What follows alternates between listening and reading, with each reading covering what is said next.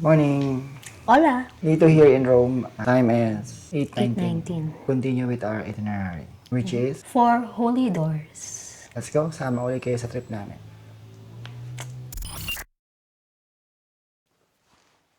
Let's go. And we're here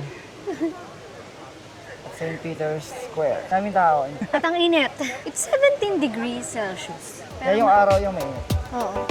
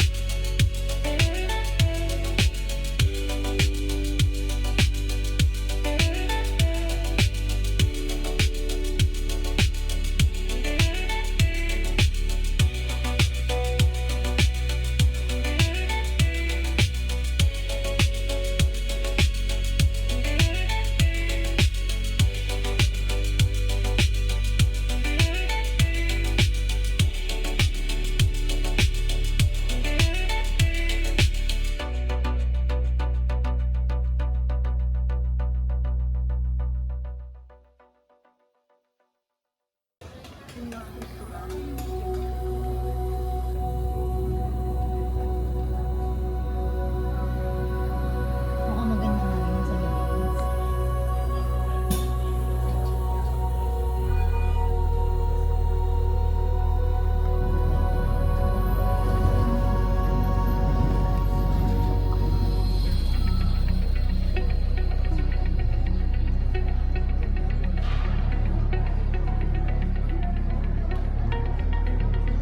Dito ba? Hindi masyado.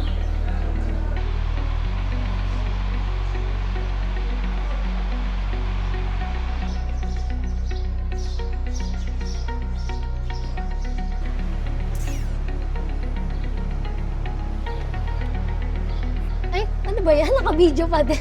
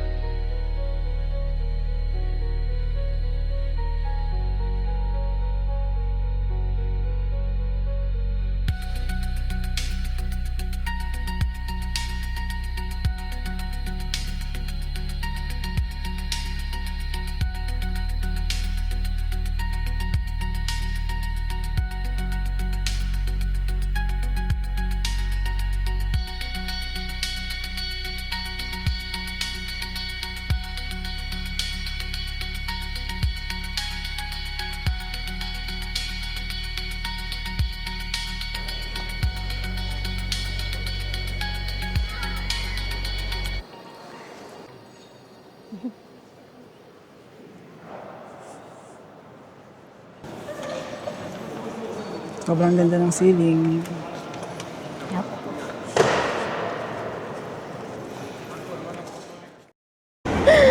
Grabe, ang init. Going to Basilica. Of St. John, Lateran. Ang init. Super init.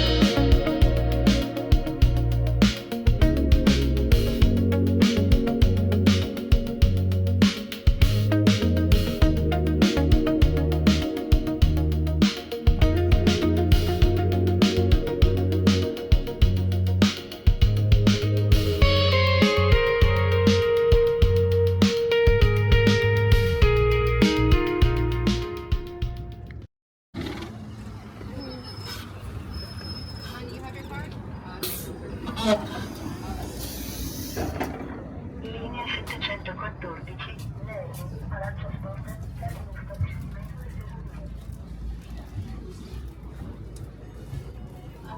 del servizio.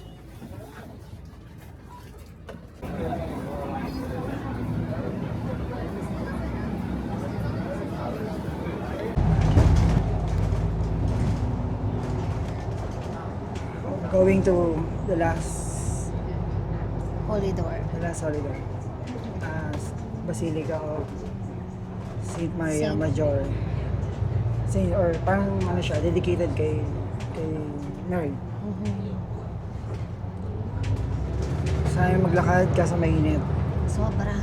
And besides, libre naman yung bus. Grabe, Nag-a-assume- 25 degrees. Nag-a-assume lang kami na libre yung bus.